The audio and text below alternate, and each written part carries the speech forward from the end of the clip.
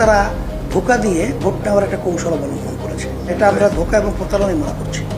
11 দলীয় জোট যেহেতু ইসলাম প্রতিষ্ঠিত করবে না, এখানে ইসলামী শব্দটা ব্যবহার করার তার কোনো মানেই থাকে না।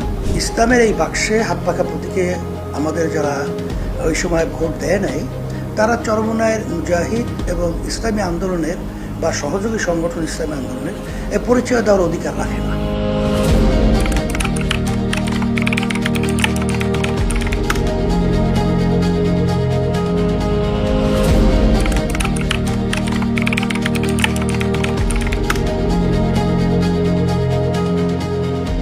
ইসলাম নীতি আদর্শ ধারণ করেই আমাদের কাজকর্ম করাটা এইটাই সবচেয়ে আমাদের কাছে প্রিয় এবং এইভাবেই আমরা চলার চেষ্টা করছি, বাকি আল্লাহর ইচ্ছা।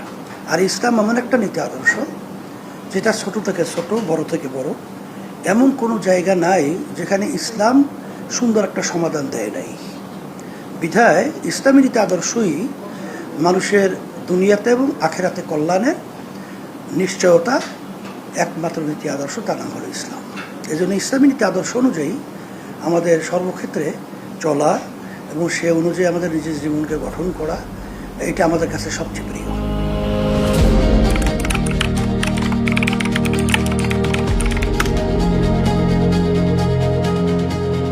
চরমনায় মুরিদ এবং ইসলামী আন্দোলনে যারা রয়েছে, আমরা কিন্তু একটা শরীরের দুই হাতের মতোই।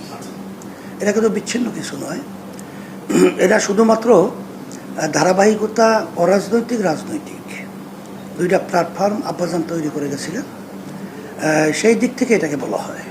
কিন্তু আসলে আমরা যে কাজগুলো করি, ইসলামকে রাষ্ট্রীয় পর্যায়ে ক্ষমতায়ন করার যে কার্যক্রমটা, এটা কিন্তু প্রতিটা মানুষের জন্যই সাধ্য অনুযায়ী চেষ্টা করা ফরজ।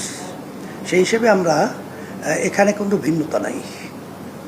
আর এখানে যারা নাকি চরমনায় মুরিদ এবং ইসলামী আন্দোলনের পরিচয় দেওয়ার পরে তারা ইসলামের পক্ষে এই জাতীয় নির্বাচন 2026-এ একটাই বাক্স ছিল, অন্য ইসলামী দলগুলো তারা কিন্তু ইসলাম অনুযায়ী, শরিয়া অনুযায়ী দেশ পরিচালনা করবে, এটা কিন্তু তাদের নির্বাচনী ইশতেহারের ভিতরে তারা কিন্তু এটা প্রকাশ করে নেই।